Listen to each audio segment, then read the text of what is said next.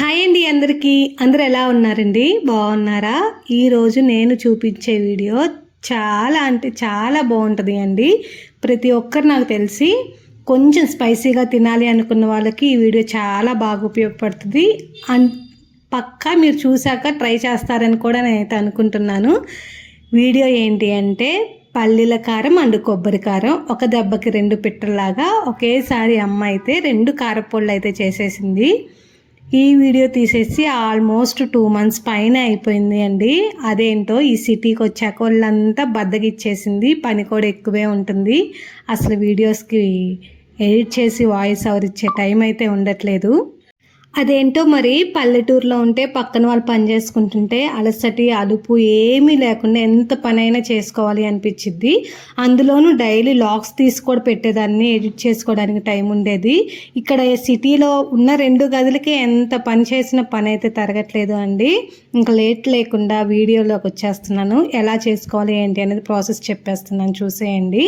అమ్మ 2 రకాల కారం ఉంది కదా, అందుకని కొంచెం ఎండుమిరపకాయలు ఎక్కువే తీసుకుంది. అవన్నీ మొత్తం వచ్చేసి 150 గ్రాములు అయితే ఉంటాయి అండి. పల్లీలకు వచ్చేసి 1/2 కిలో వరకు అయితే తీసుకున్నాము పల్లీల కారం కోసం. అండ్ కొబ్బరి అవన్నీ సపరేట్గా ఉన్నాయి, చూపిస్తాను. ఫస్ట్ ఎండుమిరపకాయలు కొంచెం ఆయిల్ వేసేసి వేపేసి పక్కన పెట్టేసి, అండ్ పల్లీలు కూడా అయితే వేపేసి పక్కన పెట్టేసింది. నెక్స్ట్ అయితే దాంట్లో కొంచెం కరివేపాకు, మినప్పప్పు అండ్ లాస్ట్లో ధనియాలు అన్నీ వేగిన తర్వాత కొంచెం జీలకర్ర కూడా అయితే వేసేసి అన్నీ చల్లార్చడానికి పక్కన పెట్టింది అండి. మీకు డౌట్ రావచ్చు, ఇందులో 2 రకాల మినప్పప్పు వేసారేంటి అని. పొట్టు లేని మినప్పు గుండ్లు ఉంటే అమ్మాయి వేస్ట్ అయిపోతున్నాయి అని చెప్పేసి అవి కొంచెం ఇంట్లో మినప్పప్పు ఉంటే అవి కొంచెం అయితే వేసింది. మీకు ఏది కావాలి అంటే అదే వేసుకోండి, ఇబ్బంది అయితే లేదు. అమ్మ వాళ్ళు ఏది వేస్ట్ చేయరు కదా. అన్నీ పక్కన పెట్టేసి చల్లారిన తర్వాత 1 బై 1 మిక్సీ అయితే పట్టేసుకుంటుంది. దంచే టైం అయితే లేదు. మేము నెక్స్ట్ డేకి హైదరాబాద్ రావాలి అంటే ముందు రోజు పట్టేస్తుంది. ఇంకా ఉప్పు అయితే వేసేసి తగినంత ఎండుమిరపకాయలు మొత్తం పట్టేసింది అండి. ఇది వచ్చేసి మనం వేపుకున్నాం కదా కరివేపాకుది, అది కూడా అయితే పట్టేసి మిక్స్ చేసేసింది. నేను బయటకు వెళ్ళి వచ్చేలోపు అమ్మ అయితే అది నాకు చెప్పకుండానే వేసేసి మిక్సీ పట్టింది, అందుకే స్కిప్ అయిపోయింది.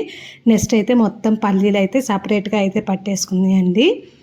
పల్లీలు కొంచెం ముద్దగా అయ్యింది. అమ్మ అట్లా కాదు ఇట్లా పట్టు అని చెప్తే నెక్స్ట్ టైము కొంచెం తిప్పుతూ ఆపుతూ పట్టేప్పటికి కొంచెం పొడిగా అయితే వచ్చింది అండి.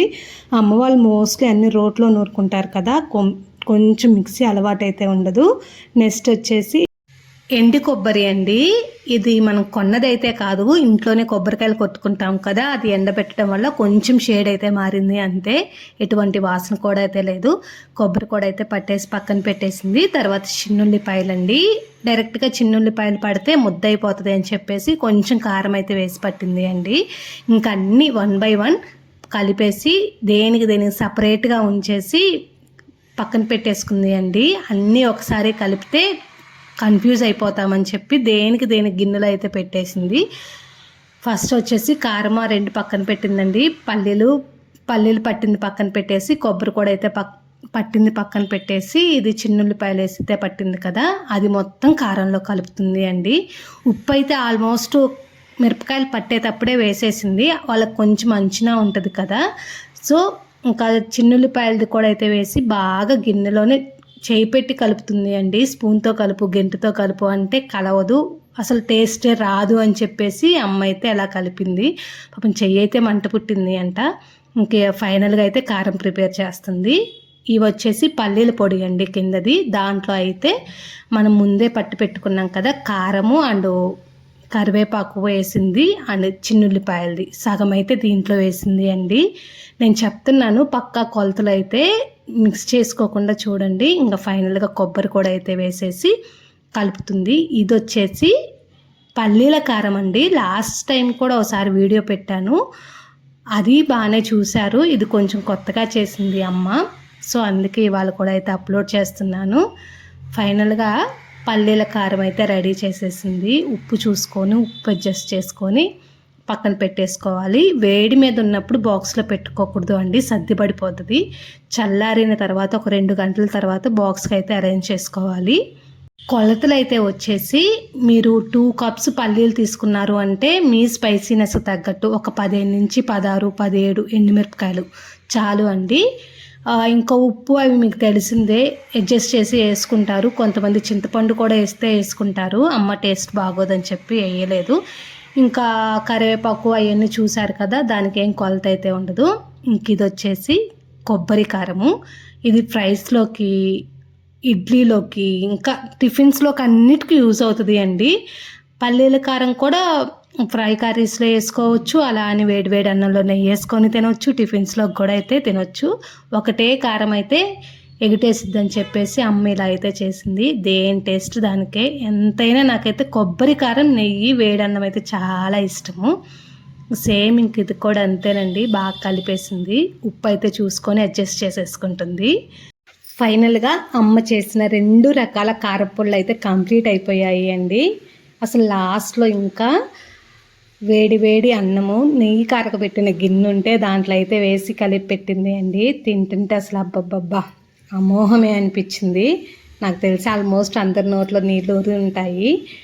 ఎవరెవరు ట్రై చేస్తున్నారో, ఎవరెవరు ఇలా తింటున్నారో మన వీడియో చూసిన తర్వాత పక్కా కమెంట్ సెక్షన్లో అయితే కమెంట్ చేయండి. ఇంకా మీకు ఏమన్నా వీడియోస్ కావాలి అంటే చెప్పండి. నేను మళ్ళీ ఊరైతే వెళ్తాం కదా, అప్పుడు ఖచ్చితంగా అమ్మతో ప్రిపేర్ చేయించి మీ అందరి కోసం అయితే వీడియో అయితే షేర్ చేస్తాను.